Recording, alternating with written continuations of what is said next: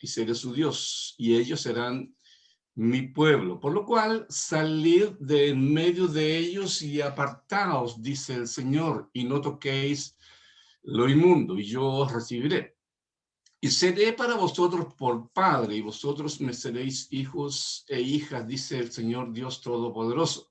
Así que, amados, puesto que tenemos tales promesas, limpiémonos de toda contaminación de carne y de espíritu, perfeccionando la santidad en el temor de Dios. Definitivamente, hermanos, es un pasaje que no habla exclusivamente del matrimonio, por lo que el versículo 16 va a decir, ¿y qué acuerdo hay entre el templo de Dios y los ídolos? Y el versículo 17 cuando dice, por lo cual salid de en medio de ellos. Es decir, entonces, lo que podemos obtener de este pasaje es algunos principios, algunas formas de entendimiento acerca de cómo, de qué modo la escritura habla de esto, del yugo desigual o el yugo heterogéneo. Entonces, este pasaje nos ayuda a fijar algunas pautas o principios acerca del tema y veremos cómo aplicamos estos al matrimonio, ¿no? La expresión yugo desigual o yugo heterogéneo es usado en el Antiguo Testamento como parte de la prohibición de colocar animales eh, bajo el mismo yugo, y esta disposición contiene la idea de estar en un yugo desnivelado. El texto hebreo apunta también a la prohibición que se ayunten o se apareen animales de diferentes especies. En 2 Corintios, el pasaje que hemos leído, Pablo usa un lenguaje que recuerda esas prohibiciones cuando exhorta a los corintios a que no entren en sociedades con propósitos comunes con los incrédulos. Ahora bien, ¿qué tipo de yugo o qué tipo de sociedad tenía Pablo en mente en las cuales el cristiano no debe entrar con los incrédulos? ¿Qué tipo de sociedades tenía Pablo en mente? Repito, en las cuales el cristiano no debe entrar en asociación íntima con los incrédulos. Bueno, si tomamos un contexto más amplio y vamos a 1 Corintios, por ejemplo, en el capítulo 7 y versículo 39, que dice este versículo 39, la mujer casada está ligada por la ley al marido, pero si su marido muriere, libre es para casarse con quien quiera, con tal que sea en el Señor. Entonces, la pregunta que tenemos, ¿tenía el apóstol en mente el casamiento al hablar del yugo desigual o yugo heterogéneo allá en 2 Corintios? Bueno, creo que para ser justos con 2 Corintios, para ser justos con el pasaje que hemos leído, y considerando, repito, como hemos leído el versículo 16, entonces lo más probable es que Pablo se esté refiriendo a la participación de los corintios en los cultos idolátricos. Y este asunto de los cultos idolátricos es parte del problema que Pablo enfrenta en Corinto. No solamente en 2 Corintios, sino también en la primera carta, capítulo 8, capítulo 10 de 1 Corintios, también Pablo habla reiteradamente acerca de este nexo que los cristianos estaban teniendo con la idolatría. Pero veamos de un modo general el significado de este pasaje, el que hemos leído, 2 Corintios capítulo 6, 14 hasta 7:1. Versículo 14 inicia con la declaración: no os unáis en yugo desigual con los incrédulos. Y esta declaración inicial es apoyada por 5 preguntas que hace Pablo, y que resaltan o destacan la importancia de esta primera declaración. Las primeras 2 preguntas que están contenidas en el versículo 14, porque qué compañerismo tiene la justicia con la injusticia y qué comunión la luz con las tinieblas.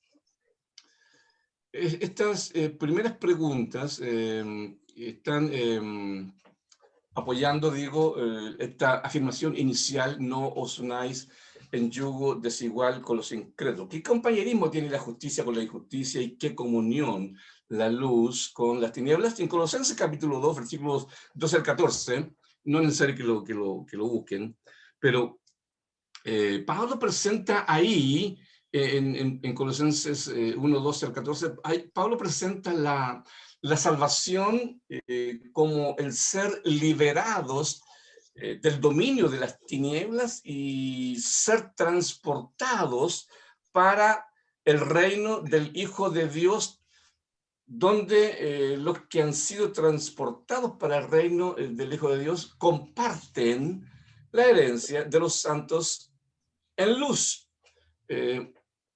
Luego, hermanos, existe una conducta muy contradictoria: pretender una unión de asociación íntima de una persona que está y vive en la luz con una persona que está y vive en las tinieblas. No es posible, bajo ningún criterio, que tinieblas y luz se manifiesten en el mismo ámbito. Como es imposible que luz y tinieblas se manifiesten en el mismo ámbito, así lo es también pretender la comunión o yugo de un cristiano con un no cristiano para propósitos comunes. Pablo apunta más bien a las consecuencias que esto conlleva. En la práctica, hermanos, hay una separación permanente, hay una separación definitiva entre luz y tinieblas. Hay una separación permanente y definitiva entre el cristiano y aquel que no lo es. El matrimonio constituye una sola carne. Y una sola carne apunta en primer lugar a la unión sexual. Como Pablo dice ahí en 1 Corintios, cuando algunos corintios estaban acudiendo a las prostitutas, dice: ¿no sabéis que el que se une con una ramera es un cuerpo con ella? Porque dice, los dos serán una sola carne. Entonces, una sola carne apunta en primer lugar a la unión sexual, pero evidentemente que se extiende a todos los demás aspectos de la vida. Aspecto físico, emocional, espiritual, monetario, etcétera, etcétera. Cualquier aspecto que tenga que ver tanto con ella como con él, la pareja viene a ser una sola carne. Pero un matrimonio en yugo desigual o yugo heterogéneo, habrá algunos aspectos, especialmente en el plano espiritual, que no podrán ser desarrollados. Y la una sola carne que Dios tiene en mente para el matrimonio, en ese caso, no podrá llegar a su plenitud y ser desarrollada como Dios ha pensado, ¿no? Y el libro de Efesios, ahí en el capítulo 5, en los versículos 28 y 29, Pablo profundiza aún más el alcance de una sola carne cuando él dice, en Efesios 5, 28 y 29, dice, el que ama a su mujer, a sí mismo se ama. Porque nadie aborreció jamás su propio cuerpo, sino que lo sustenta y lo cuida. Volviendo a 2 Corintios capítulo 6, las 5 preguntas que Pablo hace enfatizan lo inútil y lo infructuoso que es unir luz con tinieblas. A las 5 preguntas que el apóstol hace en este pasaje, la respuesta es evidente. Cada uno de nosotros puede dar la respuesta porque en el tipo de preguntas que Pablo hace en 2 Corintios 6, la respuesta está en la pregunta. La primera pregunta que Pablo menciona es, ¿qué compañerismo tiene la justicia con la injusticia? No es posible unir, no es posible ligar la justicia con la injusticia. Las personas que viven en justicia son los creyentes que sintonizan con la justicia de Cristo, mientras que el no cristiano no vive en esa justicia. ¿Por qué? Porque simplemente le es una cuestión absolutamente desconocida. Segunda pregunta que el apóstol hace, ¿y qué comunión? ¿La luz con las tinieblas? Comunión es una vinculación tal que lo que pertenece a una persona o que en aquello que comparte una persona pertenece y comparte también con la otra. Y en este caso, únicamente los cristianos pueden estar en esa relación que los identifica y les permite tener comunión entre ellos. Si un cristiano entra voluntariamente en una relación con alguien que no es cristiano, no le será posible alcanzar comunión plena en esa relación simplemente porque el cristiano tiene que dejar al margen lo más importante que es su relación con Dios, simplemente porque, repito, es imposible armonizar luz con tiniebla. Segunda pregunta, ¿qué comunión tiene la luz con las tinieblas? La respuesta es ninguna. No hay ninguna posibilidad de establecer comunión entre luz y tinieblas. Tercera pregunta que Pablo hace es, ¿y qué concordia, qué acuerdo Cristo con Belial? En el judaísmo, Belial se usa para identificar al príncipe de los demonios e hijos de Belial. Hijo de Belial era una expresión fuerte para referirse a los perversos o a los hijos de perdición. Y tal como no hubo, no hay, ni habrá acuerdo entre Cristo, el autor de la vida, y Belial, el líder de los hijos de las tinieblas. Nunca podrá haber acuerdo entre los hijos de Cristo y los hijos de Belial. ¿Qué concordia, qué acuerdo Cristo con Belial? Absolutamente ninguna. Cuarta pregunta que hace el apóstol. ¿O qué parte el creyente con el incrédulo?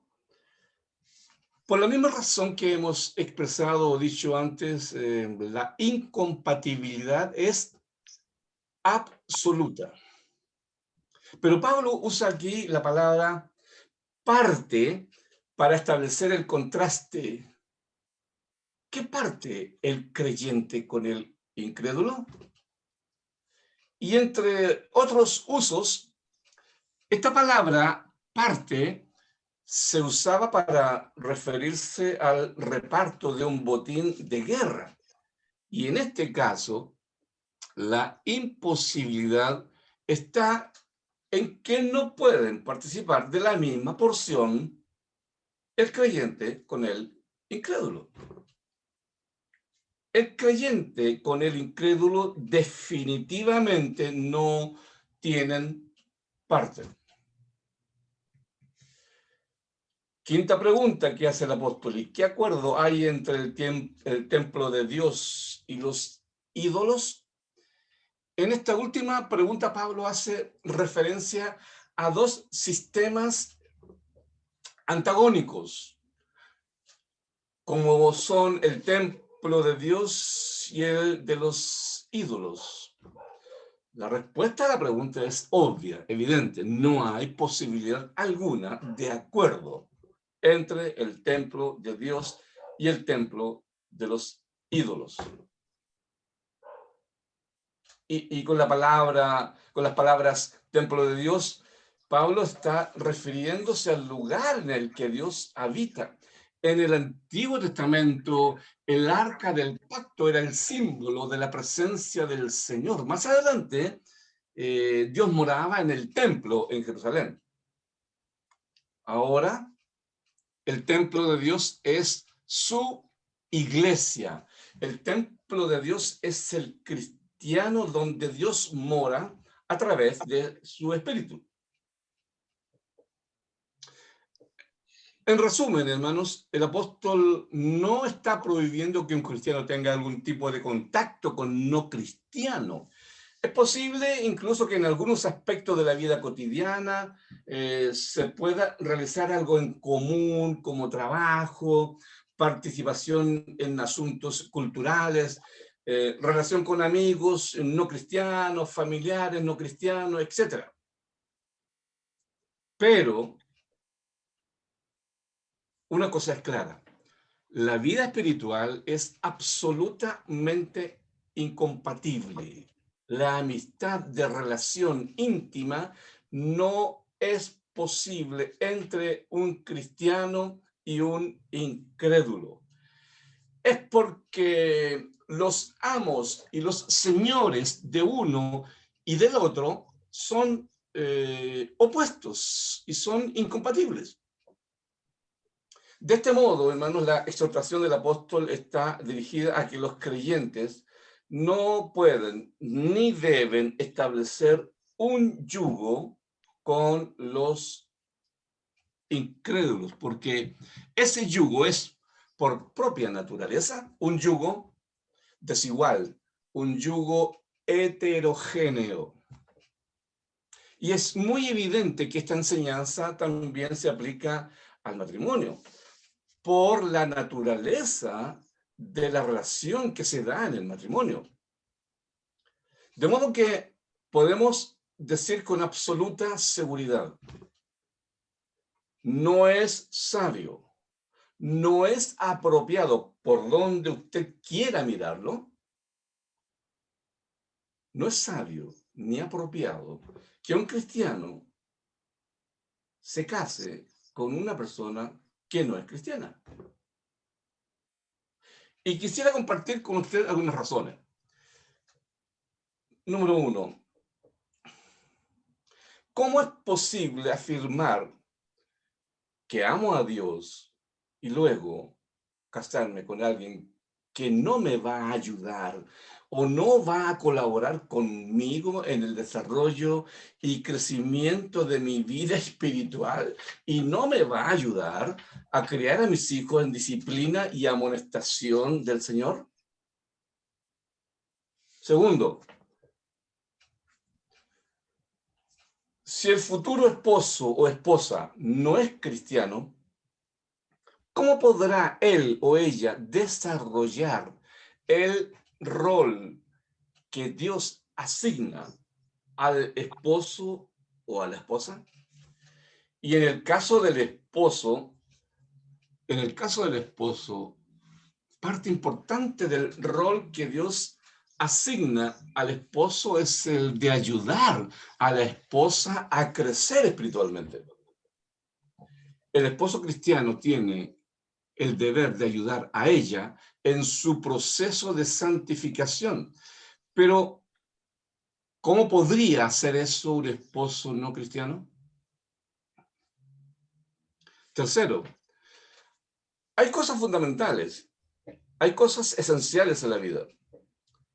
Luego, una de estas cosas esenciales, fundamentales, es nuestra fe en Dios. Luego, ¿cómo casarme con alguien que no comparte lo más fundamental y esencial en mi vida?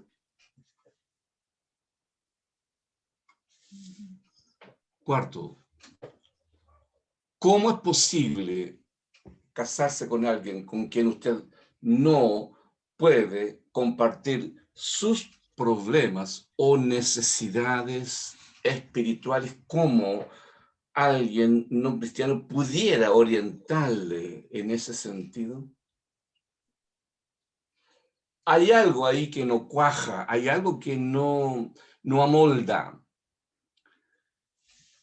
Y como última sugerencia o consejo, eh, los cristianos que desean casarse con personas no cristianas, siempre, siempre, y eso lo escuchamos constantemente, repito, los cristianos que desean casarse con personas no cristianas siempre tienen buenos argumentos para hacerlo.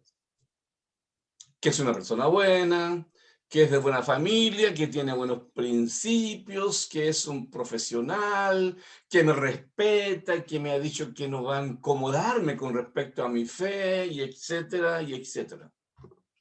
Pero con todas esas buenas y excelentes cualidades, esa persona no cristiana con la cual usted quiere casarse,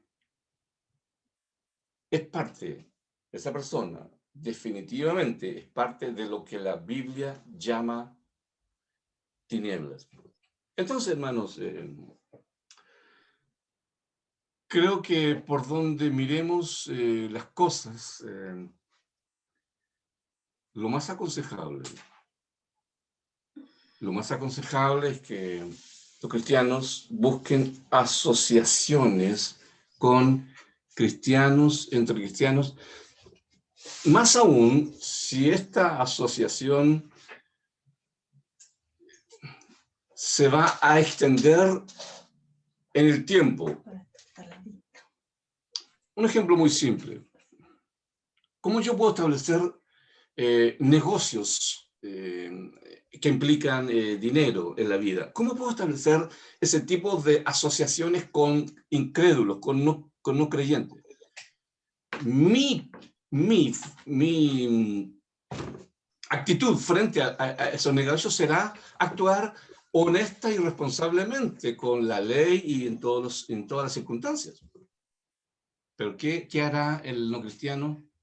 Bueno, no va a tener ningún problema en, en eliminar los impuestos o alterar documentos o alterar con tal de que no se le vaya la ganancia.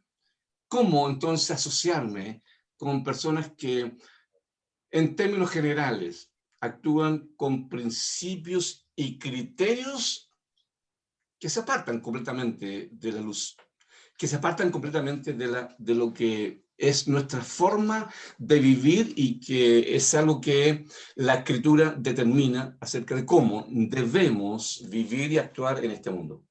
Es un ejemplo bien simple, pero, hermanos, definitivamente, y con esto concluye para dar espacio a las preguntas o comentarios que ustedes tengan, definitivamente no es aconsejable establecer una relación que va a durar el tiempo, establecerla con no cristianos, porque más tarde o más temprano va a traer problemas y consecuencias con las cuales vamos a tener que vivir y tener problemas en nuestra vida cristiana.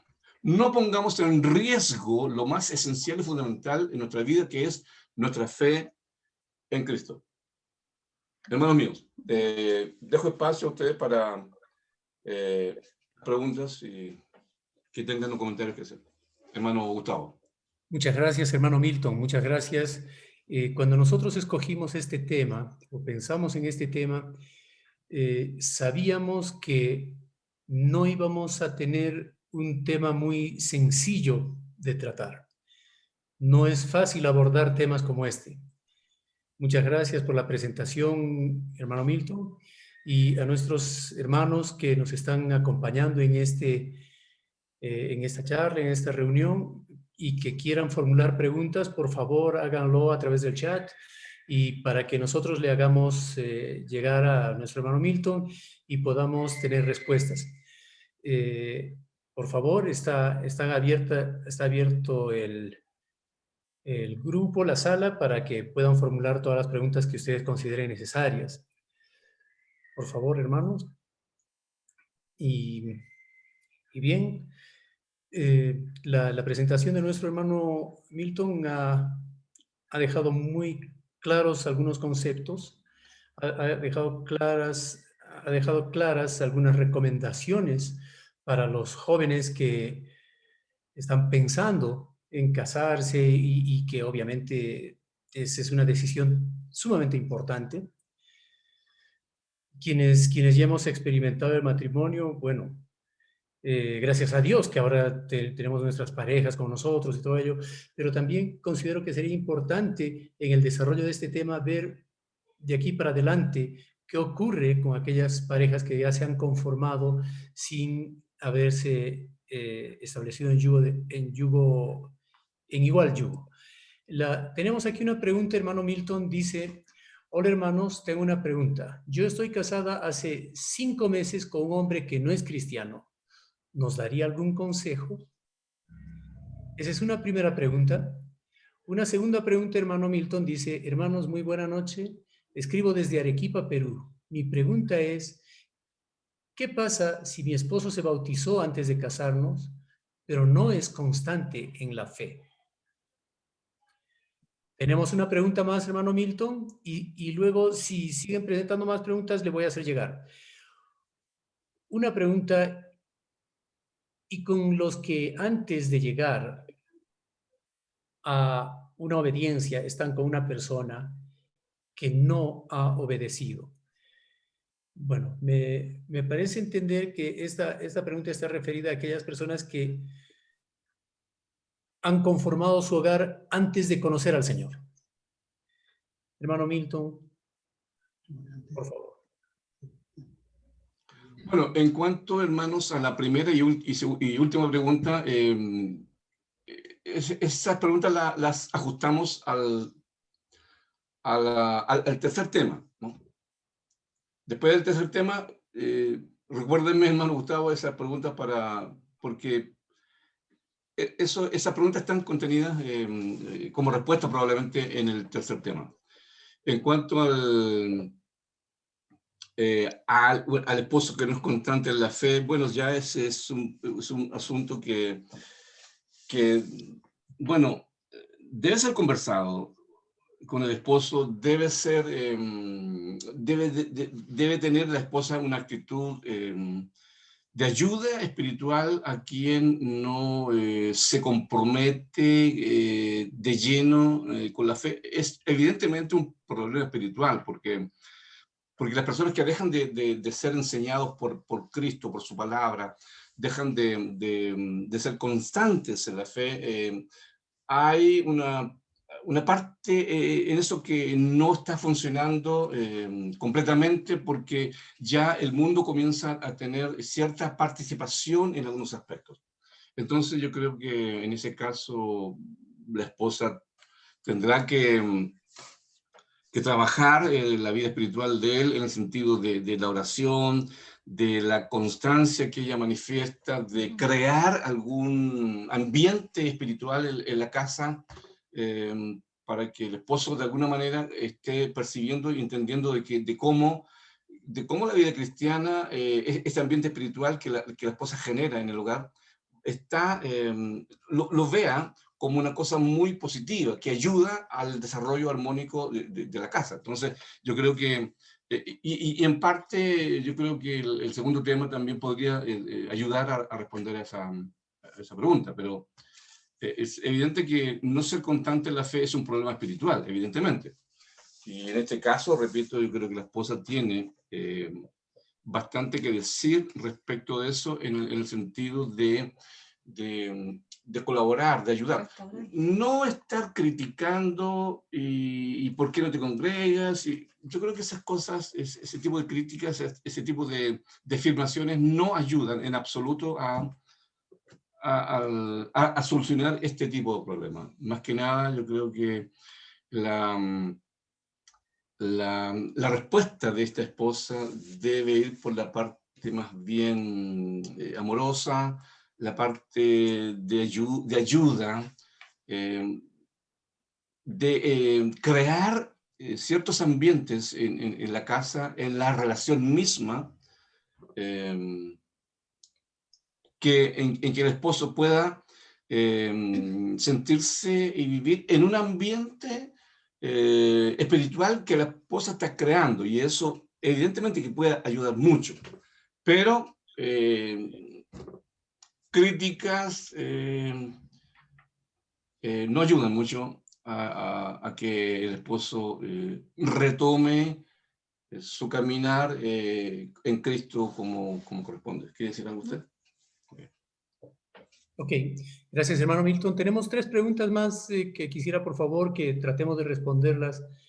Dice, si la recomendación es que no se casen un creyente y un no creyente, entonces los no creyentes no tendrían la oportunidad de ser ganados para el Señor con el ejemplo del creyente. Primera pregunta. Luego, si predicamos a un matrimonio no convertido o no converso, y solo acepta a Cristo uno de los cónyuges, sin duda, debemos proceder al bautizo. Sin embargo, promovemos una unión en yugo desigual, que no deseamos. Sería una situación difícil, ¿verdad? Luego, hay una siguiente pregunta, o un siguiente comentario que dice, buenas noches, yo llevo 22 años de casada y mi esposo es inconverso. Sé que ha llegado a tener muchas consecuencias por mi desobediencia a Dios, pero también ya no sé qué hacer. Bien, y luego dice, este es un tema muy interesante para los jóvenes, por eso evita muchos problemas de la vida. Bueno, el último es un comentario. En todo caso, tendríamos 3 preguntas, hermano Milton, por favor. Bueno, la pregunta es que si la recomendación es que no se casen un creyente y un no creyente, entonces los no creyentes no tendrían la oportunidad de ser ganados para el Señor por el creyente, por el ejemplo del creyente. Bueno, esa no es la forma de ganar a alguien para Cristo. No es lo que estipula la palabra. La palabra de Dios estipula, y en el tercer tema veremos eso. La palabra de Dios estipula que cuando sucede este yugo desigual o acontece, ya han llegado a Cristo uno de ellos y se establece ese yugo desigual. La Escritura ahí da ciertas pautas hay cierta posibilidad de que el no cristiano sea ganado, pero no antes del matrimonio. Antes del matrimonio, la forma de ganar a las personas para Cristo no es casarse con un no cristiano para poder tener la posibilidad de que se convierta. Eso podría suceder, pero también existe la posibilidad de que nunca suceda, eso porque eso yo no lo sé. Entonces, yo creo que en cuanto a esa pregunta, no podemos usar el matrimonio de un cristiano con un no cristiano para ver la posibilidad de que el no cristiano llegue a Cristo. porque bien, eso nunca podría suceder como podría suceder, pero yo no lo sé. Entonces, estamos jugando de alguna manera con fuego en ese sentido. Si predicamos a un matrimonio no converso y solo acepta a Cristo uno de los cónyuges, sin duda debemos proceder al bautizo. Sin embargo, promovemos una unión en yugo desigual que no deseamos. Situación difícil, ¿verdad? Claro, es situación difícil. Si uno de las personas acepta el llamado del Evangelio, tenemos naturalmente que bautizarle. Pero que van a quedar en yugo desigual es ya un problema que tendrá que enfrentar, en este caso, la persona que se bautiza, pero no por el hecho de promover, entre comillas, una situación de yugo desigual, no vamos a proceder con el bautismo, porque aquí tenemos una razón mucho mayor, que es la voluntad de Dios de la salvación de la persona. De modo que si eso genera un yugo desigual, pues es consecuencia de la aceptación y parte del discipulado y parte de la enseñanza es que esa persona tendrá que vivir con esa situación y luchar de alguna manera para que en este caso el esposo o la esposa, puedan llegar a la verdad. Se genera una situación difícil, naturalmente, pero no porque se genere esa situación no vamos a proceder con el bautismo. Creo que no corresponde eso. Hermano Milton, muchas gracias. En realidad existen algunos comentarios más en el chat, pero más que preguntas han sido comentarios. Luego hay una pregunta nomás última que quisiera rogarle que tratemos de comprimir la respuesta. Dice, ¿qué pasa si en una pareja uno de ellos se convierte en cristiano solo por amor a la pareja? ¿Es correcto para el matrimonio?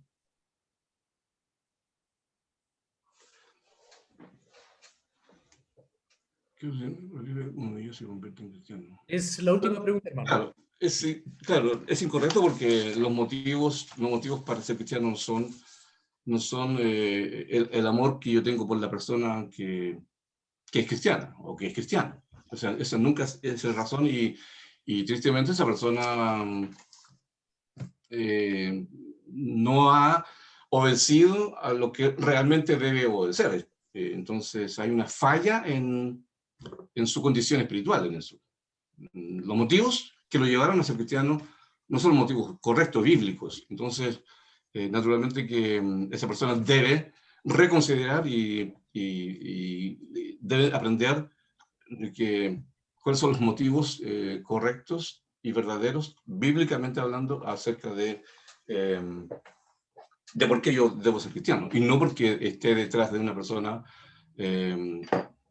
y quiero ganármela para casarme con ella, y por eso me hago cristiano. Simplemente esa persona, a mi entender, sigue las tinieblas. Bien, gracias, hermano. Hay una pregunta más, pero yo le ruego a nuestra hermana que ha formulado la última pregunta que nos permita trasladarla para el final, porque ya el tiempo nos ha ganado. Entonces, pediremos a nuestro hermano Toño y nuestra hermana Eliana que por favor tengan a bien presentarnos la segunda parte de esta reflexión, de esta meditación. ¿Cómo no, hermano? Gracias por el pase, hermano. Gracias por darnos la oportunidad de poder compartir este tema que es tan delicado, que es tan controversial, que tiene muchas preguntas y que es delicado, hermano, en realidad. Hablar de los matrimonios no es fácil. Es delicado porque una palabra mal dicha puede ser mal interpretada y puede traer consecuencias que nosotros no queremos que alcance esas consecuencias. Así que nuestro único deseo, hermano, es ayudar a los matrimonios que son cristianos, a los que están en yugo desigual y a los que piensan casarse, que están de novio. Ese es el propósito de este taller o de este estudio. Así que, reforzando más o menos las ideas anteriores del tema que entregaba nuestro hermano Milton, creo que vamos a mirar un poco en Primera de Pedro, capítulo 3. Vamos a sembrar un poco la escritura ahí para que seamos dirigidos o interiorizados que nos habla la palabra de Dios. Primera de Pedro, capítulo 3, del versículo 1 hasta el 7 vamos a dar lectura y lo vamos a hacer rápidamente porque sabemos que la hora pasa pero volando, hermano, se va rápidamente. Y yo siempre, como he dicho, hermano, la vida se nos va rápido, cuando estudiamos la Biblia se va rápido el tiempo, pero lo único que no se va rápido en la vida son las deudas, hermano. Eso es lo único que no se va rápido. Bien, vamos a dar lectura a Primera de Pedro, capítulo 3, y dice: asimismo, vosotras mujeres, estáis sujetas a vuestros maridos, para que también los que no creen a la palabra sean ganados sin palabra por la conducta de su esposa. Considerando vuestra conducta casta y respetuosa, vuestro atavío no sea el externo de peinados ostentosos, de adornos de oro o de vestidos lujosos, sino el interno, el del corazón, en el incorruptible ornato de un espíritu afable y apacible, que es de grande estima delante de Dios. Porque así también se ataviaron en otro tiempo aquellas santas mujeres que esperaban en Dios, estando sujetas a sus maridos, como Sara obedecía a Abraham, llamándole Señor, de la cual vosotros habéis venido a ser hijas, si hacéis el bien sin temer ninguna amenaza. Vosotros, maridos, igualmente, vivid con ellas sabiamente, dando honor a la mujer como a vaso más frágil y como a coherederas de la gracia de la vida, para que vuestras oraciones no tengan estorbo. Interesante tema, importante conocer cuál es el contexto de toda esta lectura, por qué Pedro tiene que escribirle a estas mujeres. Un poquito de historia, hermano. En el tiempo cuando Pedro escribe esta carta a los expatriados, que la componían en el tiempo romano, greco-romano, en donde los griegos convertidos al cristianismo estaban especialmente las mujeres, porque Pedro aquí se dirige a las mujeres, ¿verdad? Donde estaban padeciendo el ser cristianas. No hay que olvidar que en los tiempos greco-romanos los hombres paganos eran los que practicaban aquella religión, y en los hogares y en las familias de estos hombres la religión oficial era la que el hombre tenía en el hogar. O sea, si el hombre era pagano, toda la familia tiene que ser pagano. Entonces, cuando las mujeres, en cierto modo, quisieron tomar la fe y el cristianismo en su vida, se convirtieron al bautismo y se convirtieron al cristianismo, entonces había un gran problema, porque para ellas no era fácil ser cristianas. Pero había un problema que estaba suscitándose en la iglesia, en donde Pedro las aconseja, porque seguramente los estaban sujetando a sus maridos. Por eso que él le dice: asimismo, mujeres, sujétense a sus maridos. Entonces vemos un problema importante de estas mujeres, en donde tenían que padecer esta situación. Pero fíjese, hermano, que dentro de toda esta situación, las mujeres valientes escuchan la voz de Dios, porque no olvidemos que todo esto está en base en que tengamos la fe completamente en Dios. Todo esto se mueve en ese aspecto, en estas mujeres, que confían plenamente en Dios. Por eso que todo lo que ellas tienen que hacer, lo que tienen que realizar, tiene que estar la base creyendo que Dios está con ellas. Y fíjense que aquí mismo dice: asimismo, vosotras mujeres estáis sujetas a vuestros maridos, para que también los que no creen a la palabra, que se refiere obviamente a la palabra de Dios, sean ganados sin palabra por la conducta de su esposa. ¿Qué está pidiendo aquí el escritor? Quiere mujeres que tengan buena conducta, mujeres afables, mujeres cariñosas. Aquí, hermanos, hay un punto importante. Aquí Pedro nos dice si su marido es buena persona o su marido no es buena persona. Compórtese de esta manera. Simplemente que Dios la aconseja a través del escritor que sean afables, que sean cariñosas, que sean amorosas, porque de esta manera ganarán a sus maridos para el Señor. Y esta palabra ganar, hermanos, todos sabemos que la palabra ganar, si la llevamos a una empresa terrenal o a un negocio terrenal, ganar es obtener ganancia de algo. Pero si lo llevamos al ámbito espiritual, la palabra ganar significa salvar. Y mire lo que dice rápidamente el apóstol Pablo aquí en el libro de, lo tengo por aquí anotado para no olvidarlo, en 1 Corintios capítulo 9. Rápidamente, 1 Corintios capítulo 9, versículos 19 al 22. Dice, por lo cual, siendo libre de todos, me he hecho siervo de todos para ganar. Ahí está la palabra, para ganar a mayor número, o sea, para salvar, que ese era el propósito del apóstol, salvar a estas personas. Me he hecho a los judíos como judío para ganar, nuevamente, para salvar. A los que están sujetos a la ley, aunque yo no estoy sujeto a la ley, como sujeto a la ley, para ganar nuevamente. Nuevamente Pablo usa este término, o salvar. A los que están sin ley, como si yo estuviera sin ley, no estando yo sin ley de Dios, sino bajo la ley de Cristo, nuevamente, para ganar o para salvar a estos que están sin ley. Me he hecho débil a los débiles para ganar, para salvar.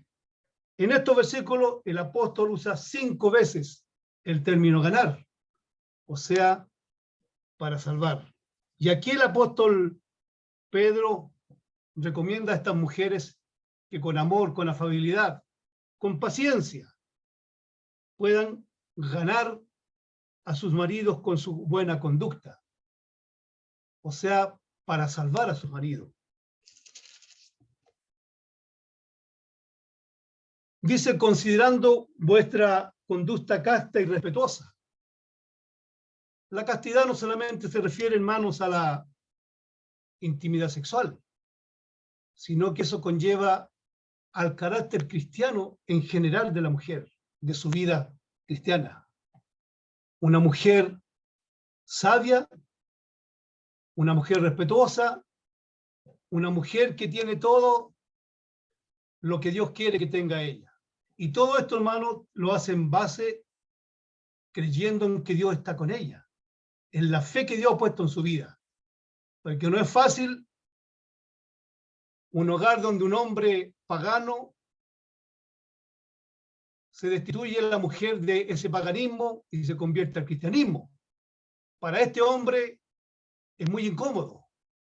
Es casi vergonzoso socialmente de que su esposa haya dejado la religión familiar y se haya convertido al cristianismo.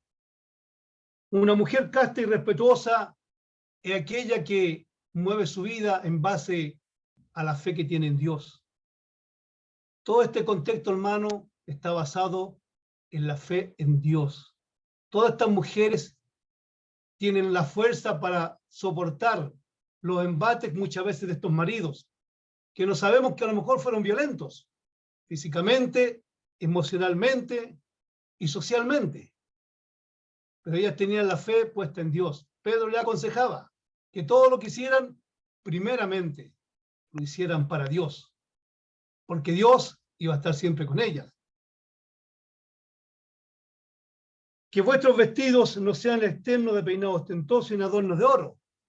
No olvidemos que muchas de ellas vienen del paganismo, en donde la práctica era habitual de estos peinados ostentosos, demostrando poderío económico dentro de las congregaciones que participaban y apocando incluso a las más pobres, incluso para ser visto de los hombres. Ellas venían de esta educación espiritual. Y cuando se convierten al cristianismo, todo esto tiene que cambiar. Pedro le dice, no, eso no puede ser así. Eso tiene que cambiar. Eso tiene que ser diferente. Sino el interno, el del corazón, en el incorruptible ornato de un espíritu afable y apacible, que es de grande estima delante de Dios. ¿Cuál es lo de gran estima para Dios? El del interior. Ese espíritu interior, ese corazón que Dios pide a cada uno, no solo a estas mujeres, sino que a todos. Eso es lo que quiere Dios, que las mujeres virtuosas se vistan de esta forma, internamente, que demuestren que aman a Dios. Y esto, hermano, no quiero que se malinterprete. Podemos todos ir lo más lindo que sea posible a congregarnos, con nuestros mejores vestidos, con nuestras mejores joyas, pero eso no es lo primordial. Que Dios sepa que mi corazón es el que manda acá, que mi corazón es el que ama a Dios, que mi corazón quiere que mi esposo, por mis actos y por mi forma de ser, por mi carácter cristiano, pueda yo ganarlo o salvarlo para Cristo. Ese vestido incorruptible. ¿Y qué significa incorruptible? Algo eterno, algo que siempre estará en mi vida, algo que no se va a terminar. El vestido lujoso va a llegar un momento que se va a dejar, va a tener que ser vendido. Los peinados lujosos, lamentablemente, cuando la hermana se vaya a dormir, hasta ahí llegó el peinado ostentoso. Pero este vestido que habla interno es un vestido que nunca va a terminar. De este vestido manda Pedro a estas mujeres que se vistan. Porque este es un ejemplo que le entregará a su marido. Porque así también se ataviaban en otro tiempo aquellas santas mujeres que esperaban en Dios, estando sujetas a sus maridos. Fíjese, hermano, que ellas esperaban en Dios, estando sujetas a sus maridos. No dice al revés. Se sujetan a su marido y después Dios, estando sujetas primeramente a Dios y después a sus maridos. Qué importante es eso, que aprendamos que tenemos que estar primeramente sujetos a Dios en todo ámbito de nuestra vida. Pero en el contexto, hermano, del yugo desigual, esto es importante. Alguna hermanita podría preguntar, yo soy cristiana y mi esposo no. Bueno, aquí está la receta. Aquí está la receta perfecta. Esta es la receta más poderosa que mi hermanita que hacía la pregunta con respecto al mismo tema puede tomarla para su vida, llenarse de esta virtud interna, de este corazón lleno de Dios. Y con paciencia, con amor, con afabilidad y amabilidad, ella puede ganar a su esposo, mostrando la real vida cristiana. Dice el 6, como Sara obedecía a Abraham, llamándole Señor, de la cual vosotros habéis venido a ser hijas. Se hacéis el bien sin temer ninguna amenaza. ¿Por qué Sara no temía a su esposo? Porque Sara se sujetaba a él. Porque Sara seguía a su esposo donde quiera que él iba. Lo seguía en la fe, lo seguía en la obediencia a Dios. Y por eso que obtuvo lo que Dios le prometió. ¿Verdad? Todas estas mujeres que se convirtieron al cristianismo y tomaron la fe y se bautizaron, ellas son llamadas hijas de Sara porque tomaron la misma fe de Sara, tomaron la misma esperanza, creyeron en el mismo Dios que Sara creía en entonces. Por lo tanto, no debemos temer, dice. Mujeres, no teman, porque Dios está con ustedes. Dios las va a proteger, Dios las va a ayudar. No importa los embates del marido. Si el marido quiere proponerle que ya deje de ir a esa iglesia y se vuelva al paganismo, ahí es donde deben estar firmes en la fe en Jesucristo y no claudicar, mostrando paciencia, amor, afabilidad, mostrando fe en Dios siempre. Esta es la parte que usted dirá, pero ¿por qué a las mujeres? Porque el problema en este tiempo atañaba a las mujeres. Porque los hombres ya tenían su religión. Los hombres venían de prácticas idólatras, de muchas cosas feas que hacían. Ellos venían de estas prácticas religiosas. Pero las mujeres optaron por tomar este camino del cristianismo. Pero no es solamente para las mujeres. Muchos de nosotros los varones estaremos diciendo, ¡ay, qué bueno que mi esposa tiene que estar sujeta a mí! Porque la Biblia lo dice. Cuidado, hermanos. Cuidado, porque acá ahora se invierten los papeles acá. El 7, mire lo que dice. Vosotros, maridos, igualmente, vivid con ella sabiamente, dando honor a la mujer, como a vaso más frágil, como a coherederas de la gracia de la vida, para que vuestras oraciones no tengan estorbo. Qué interesante ese término. Para que vuestras oraciones no tengan estorbo. Usted, hermano, está orando. A lo mejor usted dirá, me salvé de todo esto. No es así. Mire lo que dice, entrando al versículo. Dice, vosotros maridos igualmente. ¿Qué significará esa palabra igualmente? Lo mismo que está el apóstol Pedro acá aconsejando a las mujeres su forma cristiana para ganar al marido, para salvarlo, para la vida eterna. Lo mismo igualmente ustedes. Ahora se invierte este papel. Ahora se mete en que el marido también tiene su rol que cumplir acá como cristiano. Ser amoroso, ser compasivo, vivir con ella sabiamente. ¿Verdad? Vivir con ella sabiamente quiere decir quererlas, protegerlas, porque son vasos más frágiles. La mujer siempre es más débil. Por lo tanto, el hombre que sabiamente quiere ganar a su esposa también para Cristo, la protege, la cuida y le da todo lo que las necesidades de una mujer necesita. Tenemos que aprender a conocer a nuestras esposas. ¿Cuál es la necesidad de ellas? ¿Qué piensan? ¿Qué es lo que quieren? ¿Piensan igual que yo? ¿Actúan igual que yo? Descubrámoslas, para que también el hombre pueda ganarla o salvarla para Cristo. Y de esta forma, hermano, mi oración o la oración de los hombres no tendrán estorbo. Tendremos el camino libre para acercarnos al trono de la gracia y en plena certidumbre de fe, lo que pidamos, si en este caso el convertimiento de mi esposa, Dios estará atento, su oído a mis plegarias y sus ojos mirando lo que yo necesito. Así que invito, hermano, para que los varones también actuemos sabiamente con las mujeres para ganarlas para Cristo. Y finalmente, quiero decir algo, hermano.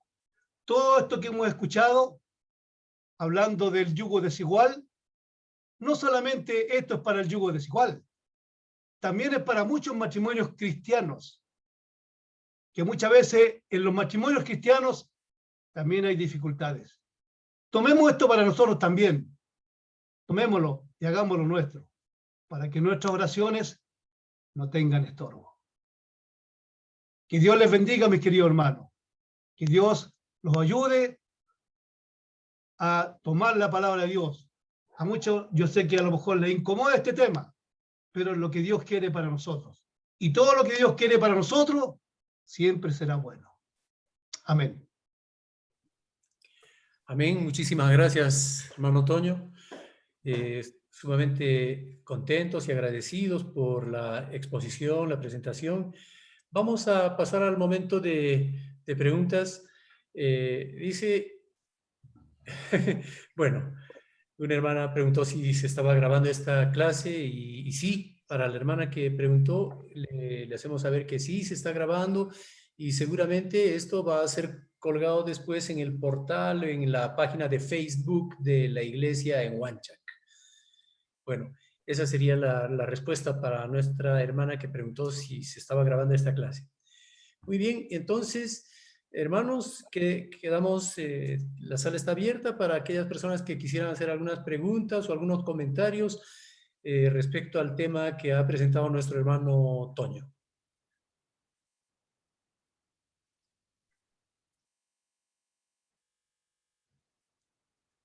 Mientras formulan algunas preguntas, quisiera comentar que tenemos una tercera parte además y que va a ser presentada también por nuestro hermano Milton. Esta tercera parte va a ser un poco más corta y bueno, estaremos igual nuevamente formulando preguntas o comentarios y reiterar una vez más en nuestro agradecimiento tanto a Milton y Jacqueline como a Toño y Eliana. Muchas gracias. Bueno, hasta ahora no tenemos preguntas, solamente agradecimientos y bueno, comentarios respecto a la linda reflexión y al tema que ha sido presentado de una forma tan excelente. Entonces, hermanos, seguimos todavía con el chat habilitado por si acaso alguien quisiera formular alguna pregunta. Vamos a disponer de unos minutos y bueno, si no hubiera preguntas, vamos a continuar con la siguiente parte. Para nuestra hermana Sandra, que quisiera que le envíen la charla, quisiera comentarle que esta charla, esta reunión la vamos a colgar en la página de Facebook de la Iglesia de Cristo en Huanchac. Solamente necesitan entrar a la página de Huanchac y ahí lo vamos a tener seguramente publicado todo esto. Toda esta linda reunión y confraternidad. Gracias, hermano, gracias. A ver.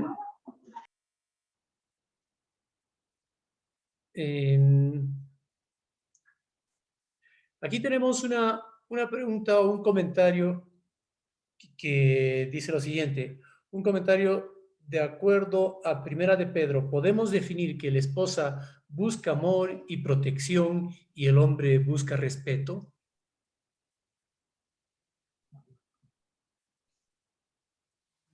Yo pienso, hermano, que exactamente lo que Primera de Pedro nos está enseñando. Cuando la mujer está dispuesta voluntariamente a sujetarse a su marido, está entregando amor. Cuando el hombre está dispuesto a proteger a su esposa y darle todo lo que ella necesita y que esté contenta, estamos entregando amor. Simplemente eso.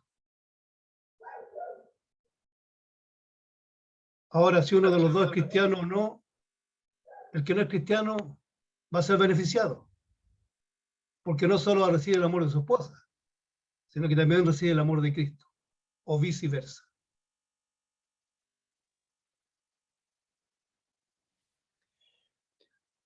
Muchas gracias, hermano. Hay una pregunta que está presentándose en forma reiterativa. En realidad yo la había dejado para el final, pero si pudiera, o bien nuestro hermano Toño o nuestro hermano Milton, apoyarnos en la respuesta. Dice la pregunta, ¿existe divorcio entre cristianos? El hermano Milton es abogado, así que mejor que la entregue él, hermano. Bueno, sí, la verdad es que existe divorcio entre cristianos. Hay razones bíblicas para eso. No es lo óptimo, no es lo aconsejable. La primera respuesta o la primera palabra que debe recibir un matrimonio que tiene razones, o ella o él que tienen razones para el divorcio, basándose en cuestiones bíblicas, la primera palabra que debe recibir él o ella es perdonen, reconcíliense. Esa es la primera respuesta, la primera palabra que deben recibir. Naturalmente que no es algo fácil. Normalmente hay razones bastante poderosas para salir de la relación, pero no es lo aconsejable, no es lo no es lo óptimo. ¿Existe el divorcio entre cristianos? Sí, bíblicamente existe. Gracias, hermano Milton. Aquí tenemos una pregunta más que dice, yo soy Cristina, mi compañero no. En caso que él no llegue a obedecer, ¿lo puedo abandonar? Él no se ha casado conmigo, solo estamos acompañados y tampoco tenemos hijos y él es mucho mayor que yo. Y él no quiere hijos porque él ya tiene con otras mujeres. En concreto es el caso de una hermana que está conviviendo con otro señor que tuvo ya otros compromisos anteriores y quiere saber si lo puede abandonar en caso que él no se convierta al cristianismo.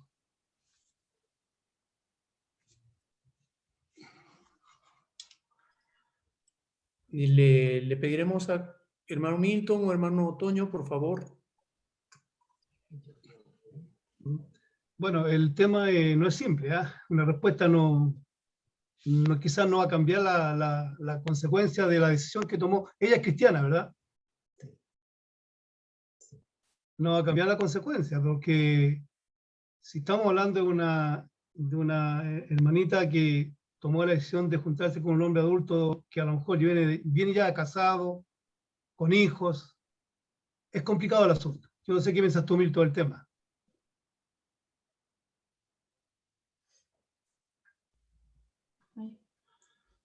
Bueno, hermano, en la pregunta hay ciertos conceptos que no están correctos. La ley civil del matrimonio no hace a la pareja un matrimonio, definitivamente. Porque la ley civil del matrimonio en diferentes países, por lo menos acá en Chile, apareció el siglo XIX, mediados del siglo XIX. ¿Qué vamos a decir de las parejas que vivían antes de que existiera la ley civil del matrimonio? ¿Que no era matrimonio? Por supuesto que lo son. Adán y Eva, Dios les dijo, los unió y ya, es suficiente. Entonces, esto de convivir son conceptos culturales nuestros, no son conceptos bíblicos. De modo que dos personas que se han unido en matrimonio, al margen de la situación legal, son matrimonios delante de Dios. Entonces, el hecho de que no tengan hijos, que él es mayor, son cuestiones circunstanciales. Digamos que por sobre eso hay un matrimonio y eso debe mantenerse en la medida en que no concurran razones bíblicas que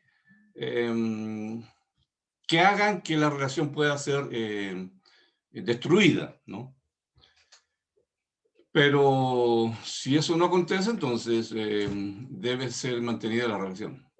Porque simplemente el matrimonio existe ante Dios al margen de la ley civil del matrimonio. ¿Puedo decir algo? Sí, por favor, adelante, hermana. Claro, y bueno, solamente Dios nos da una sola salida a las mujeres cuando queremos separarnos de nuestro marido, o viceversa, es solamente el adulterio, que sería el único caso bíblico que no autorizaría. Y por lo que dice Cristina, no hay adulterio de por medio. Entonces la Biblia no autoriza para separarse.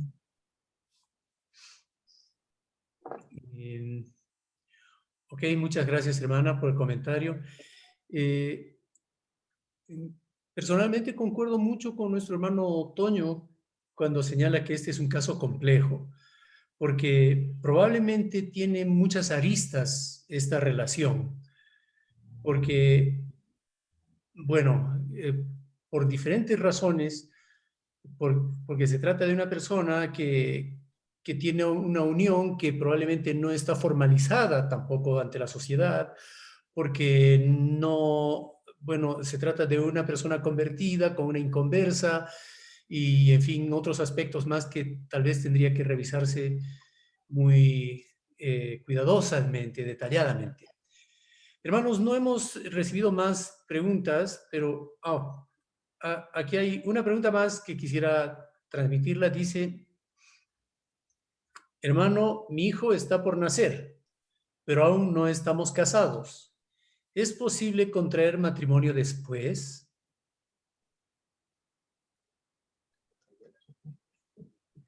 Entiendo, hermanos, que... Perdón, Toño, ¿ibas a hablar tú?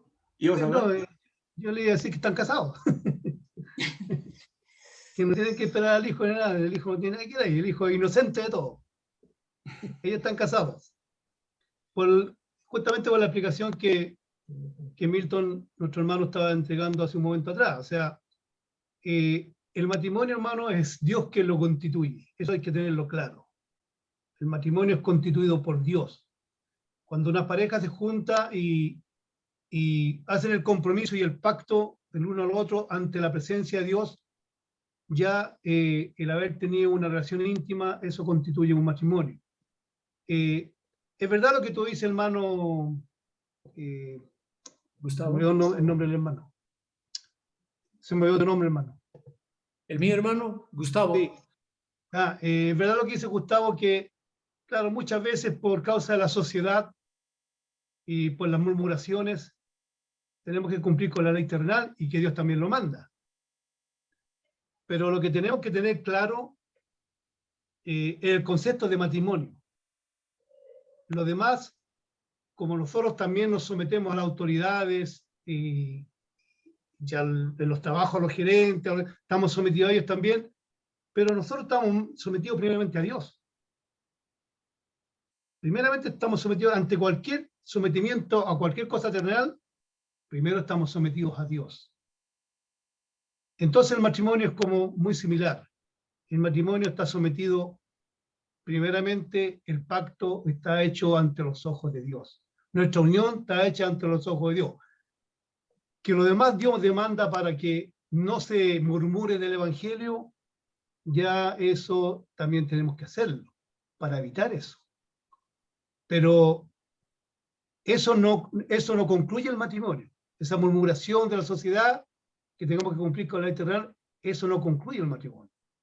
El matrimonio lo concluye Dios siempre. Como decía Milton, ¿qué pasa con Adán y Eva? No había civil. No existían los pastores ni los curitas para casarse. ¿Qué pueden hacer ellos? Pero Dios los juntó en un matrimonio. ¿Y qué dijo? Cuando tengan intimidad serán una sola carne. Dios los instituyó. Bíblicamente, entonces, el matrimonio lo establece únicamente Dios. Serán una sola carne. Muchas gracias, hermano, muchas gracias. Tenemos el tiempo exactamente conforme habíamos calculado y entiendo que podríamos pasar a la tercera parte, hermano Milton, por favor. Y bueno, agradeciendo a las personas por sus preguntas y por la participación de todos. Adelante, hermano Milton.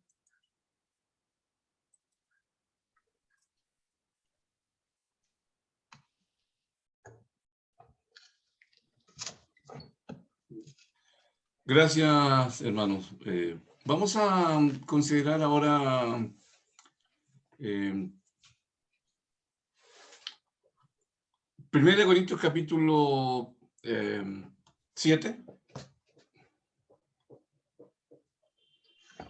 1 Corintios capítulo 7, versículos 12 al 16. Vamos a estar pensando en esto. Voy a leer hasta el 16, versículo 12 al 16 de 1 Corintios capítulo 7. Y a los demás yo digo, no el Señor.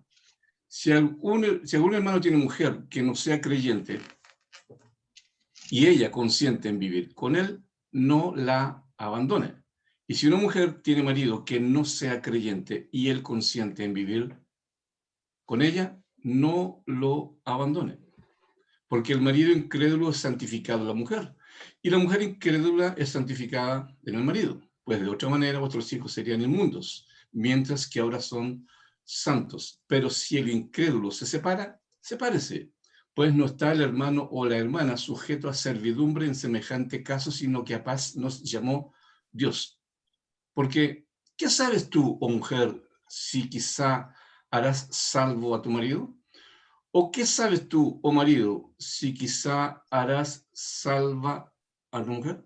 Bueno, si bien es cierto que el tema es bastante extenso, pero vamos a tratar de resumir bien esto para dar espacio probablemente a algunas preguntas que surjan después de esto, ¿no?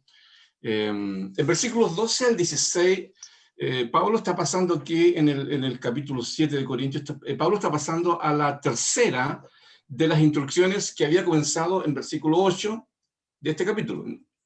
En este caso, 12 al 16, el tema queda definido, es decir, continúa Pablo con la cuestión del divorcio, pero esta vez cuando uno de los cónyuges es cristiano y el otro no es cristiano. Y la respuesta que da en este caso Pablo es la misma que ha dado en versículos 10 y 11. ¿Cuál es la respuesta? Deben quedarse como están. Entonces, de acuerdo con versículos 12 y 13, el cristiano, el creyente en esta relación con un inconverso, el cristiano no debe iniciar un divorcio. Y Pablo en este caso agrega en versículo 14 una razón. Pero hay una excepción. Y la excepción es si el no cristiano elige abandonar la relación matrimonial, entonces el cristiano no está atado a mantener el matrimonio. Al final del versículo 15, Pablo dice, sino que a paz nos llamó Dios, lo cual podría significar que el cristiano debe esforzarse por mantener el matrimonio con la esperanza de la conversión del cónyuge no cristiano.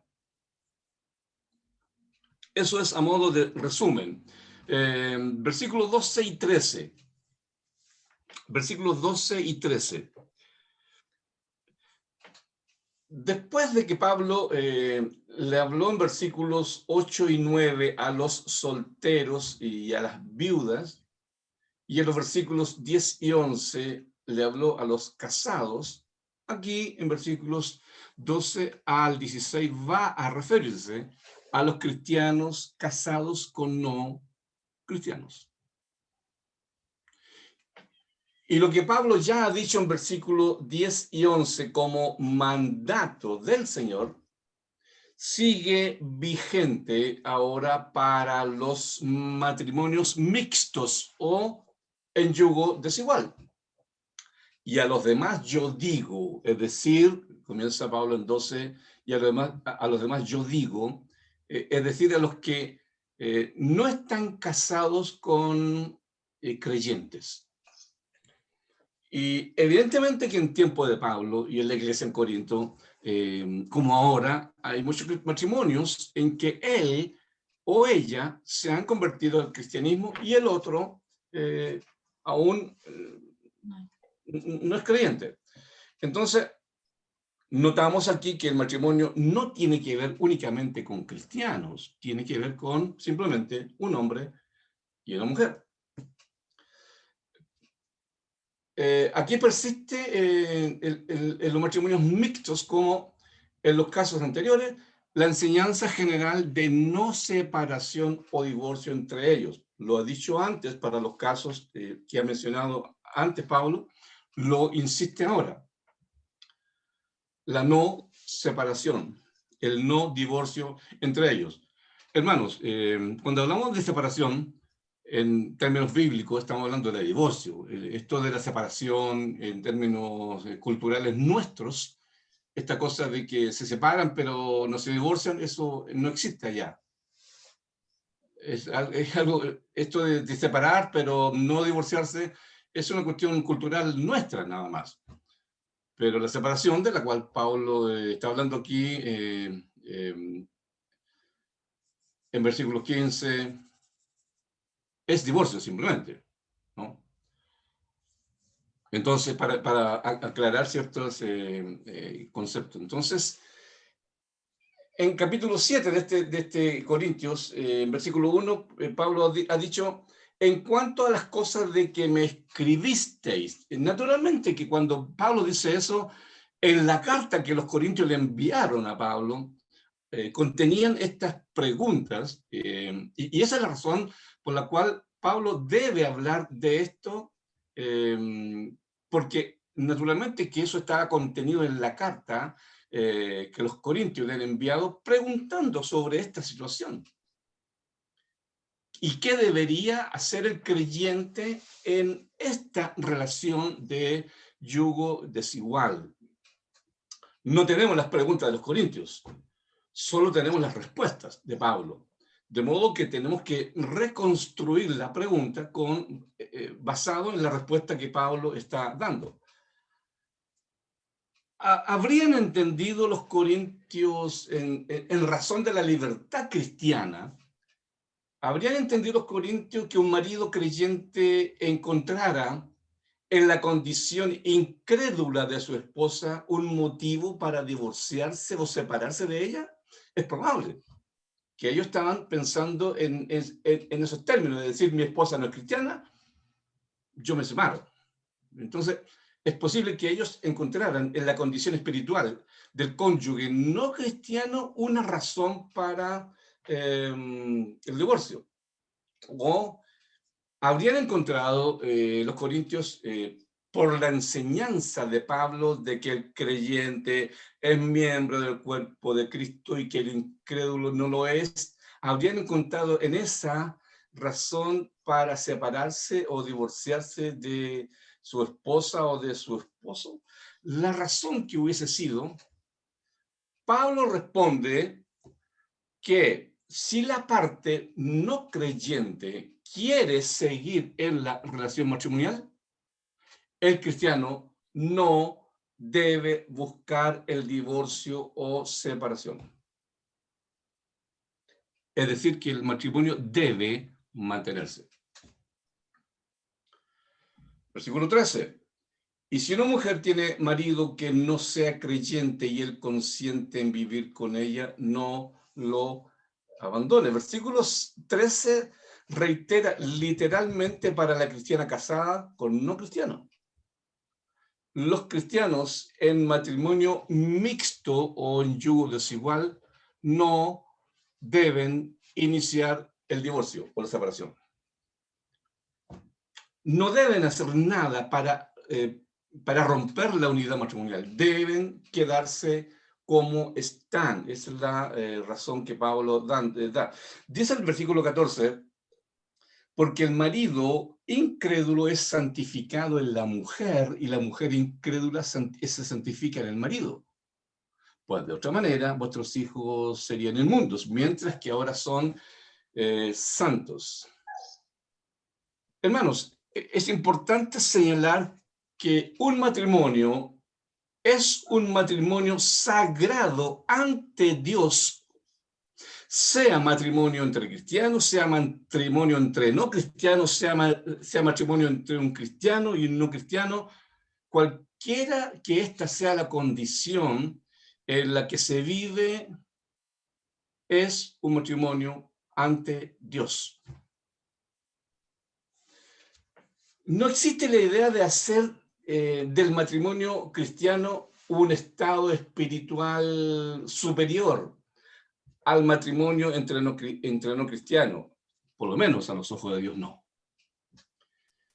Y en el caso de una relación mixta o desigual, la relación queda santificada por el cristiano.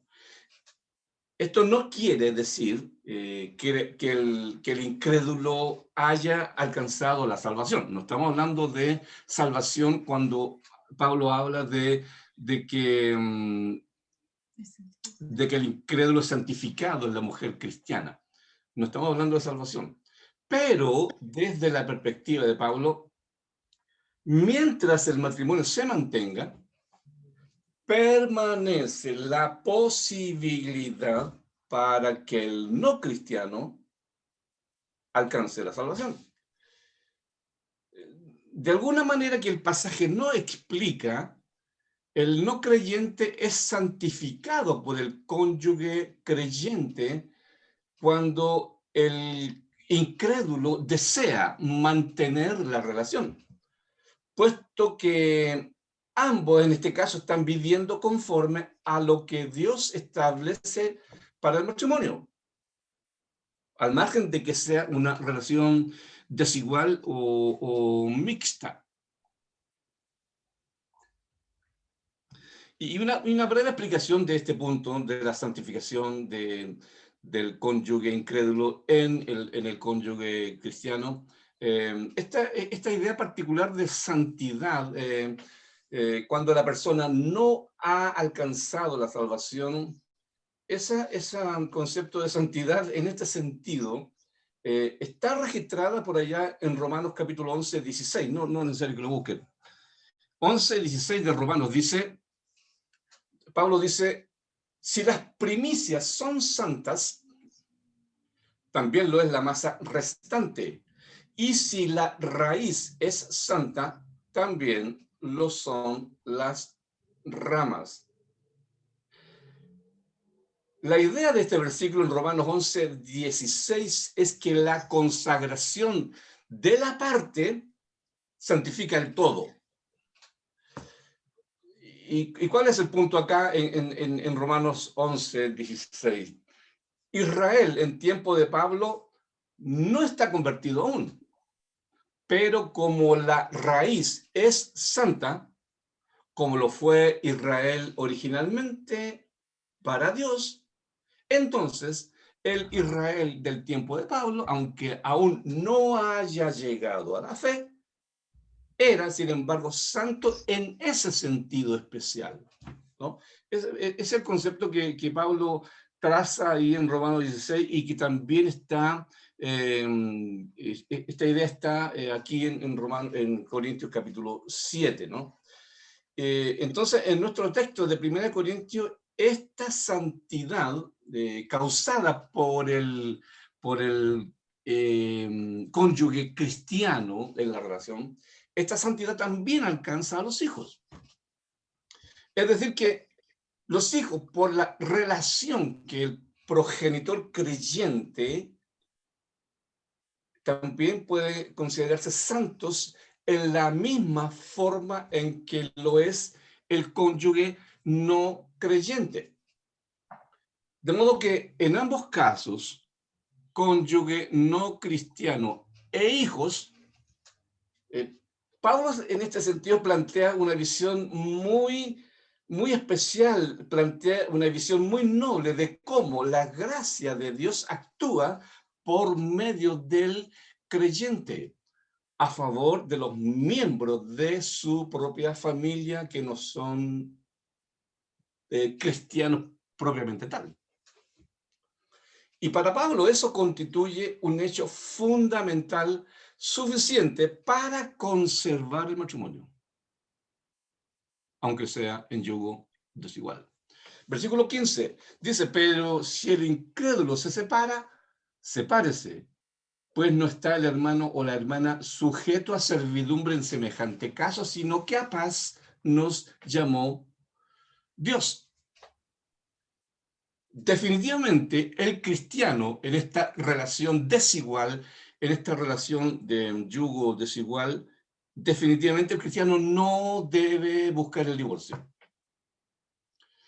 Pero Pablo dice, pero si el no creyente, el no cristiano opta por separarse, pues que lo haga, dice.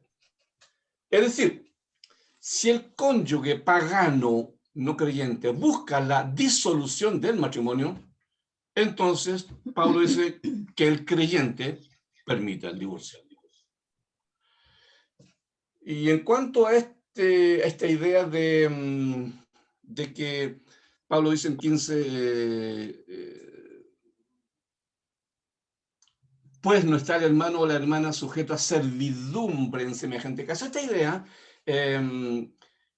entiendo que el hermano o la hermana no están atados a la norma dada en el sentido de conservar el matrimonio. Es decir, si el no cristiano desea irse, disolver la relación, el cristiano no está atado a esa norma del matrimonio, entonces esa relación queda disuelta en caso de que el no cristiano desee terminar.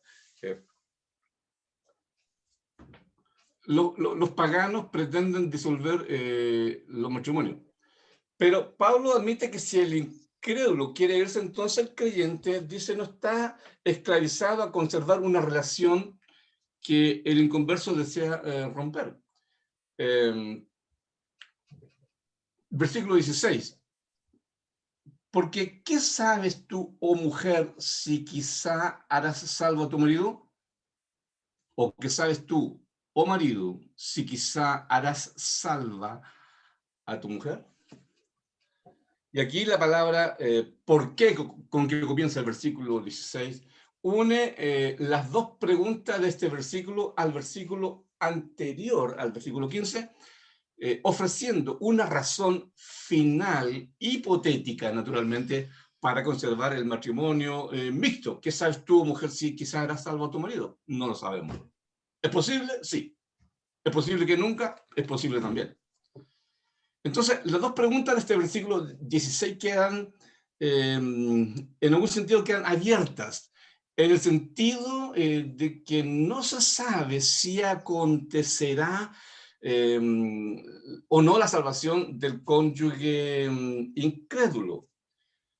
Pero, concretamente, las preguntas dan razón para conservar y mantener el matrimonio por parte del cristiano. El cónyuge cristiano no puede asegurar que conservando el matrimonio conducirá finalmente a la salvación al cónyuge incrédulo.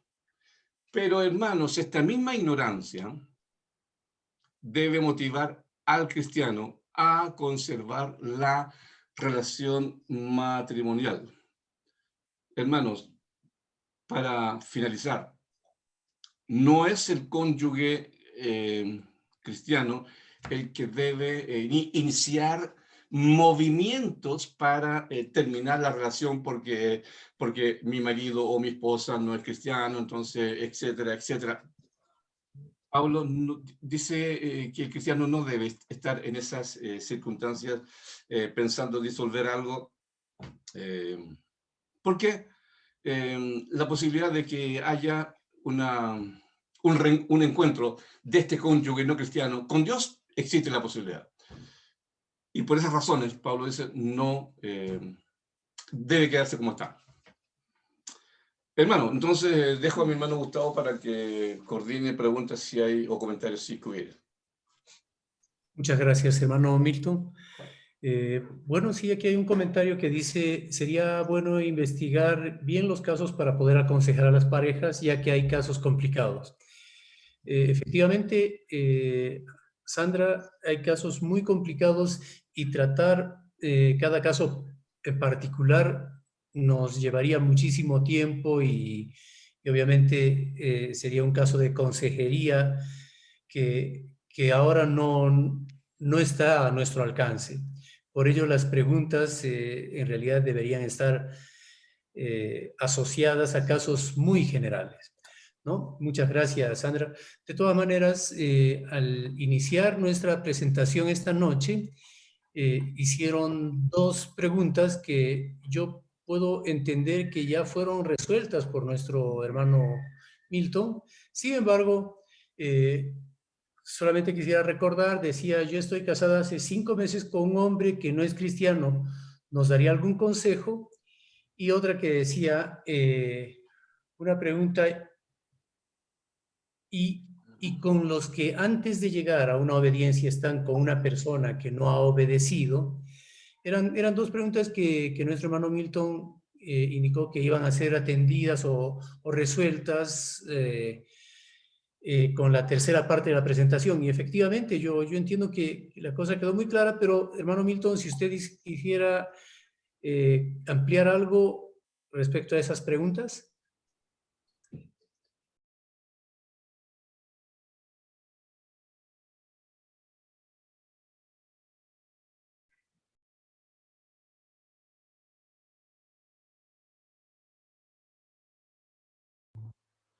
Bueno, naturalmente que el consejo para alguien que está casado con un no cristiano es lo mismo que nuestro hermano Toño ha planteado en 1 de Pedro capítulo 3, en el caso de una cristiana allá que está casada con un hombre que no es cristiano.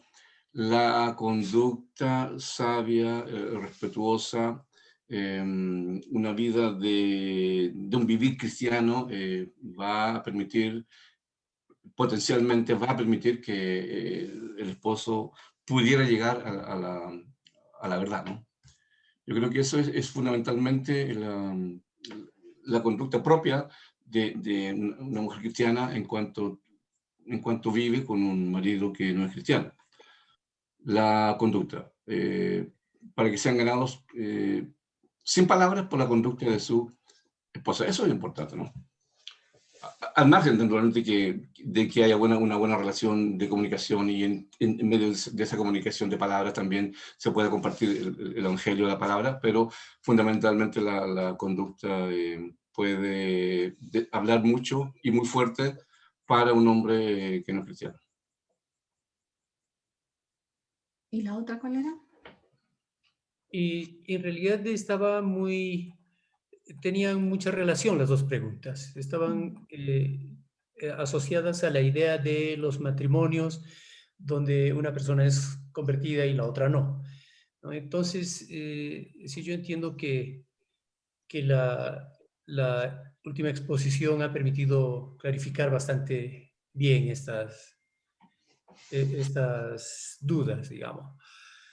Bueno, hermanos, ahora nos queda una vez más agradecer a nuestro hermano Milton y Jacqueline, a nuestro hermano Toño y Eliana por vuestro desprendimiento, por el tiempo que nos han concedido con estas exposiciones, y también agradecer a todas las personas que han dispuesto este tiempo para acompañarnos y reflexionar junto con nosotros respecto a los matrimonios y las uniones en yugo desigual. Sumamente agradecidos. Quisiera ceder el turno a nuestro hermano que se hará cargo de la oración final.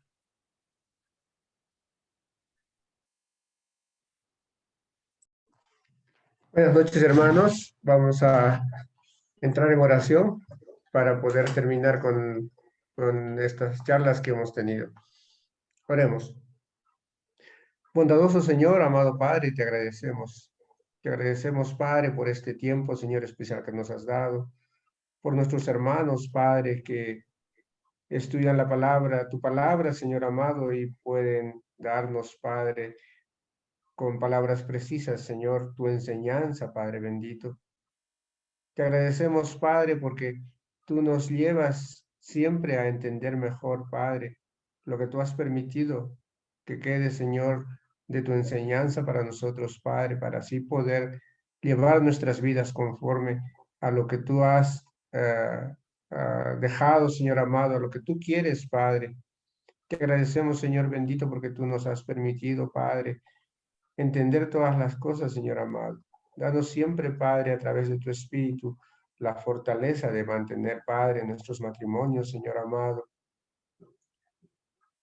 Padre, te oramos para que seas tú quien nos conduzca en nuestras vidas siempre, Señor amado, y nos permita, Padre, mostrar, Señor, que este diseño que tú has hecho, Padre, de unidad entre el hombre y la mujer, Señor, sea perfecto, Padre, a través solamente de las vidas que tú puedes ver en tus hijos, Señor amado. Este diseño se va a hacer claro y preciso, Padre, para que todas las demás personas puedan entenderlo. Señor bendito, te agradecemos, Dios, por todo este tiempo precioso que hemos tenido, Señor.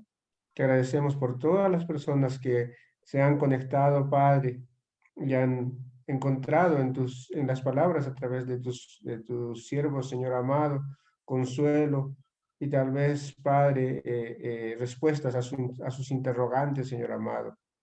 Para todos aquellos que son aún jóvenes, Padre, y están viendo, Señor, el deseo de contraer matrimonio en el tiempo, Padre, para que puedan apreciar, Señor, qué es el deseo que tú tienes, Padre, al dejar toda esta enseñanza.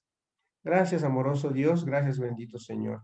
Te oramos, Padre, y te agradecemos por todo esto, en el nombre amado, bendito y precioso de tu Hijo Cristo Jesús, quien es nuestro Señor y Salvador. Amén. Amén.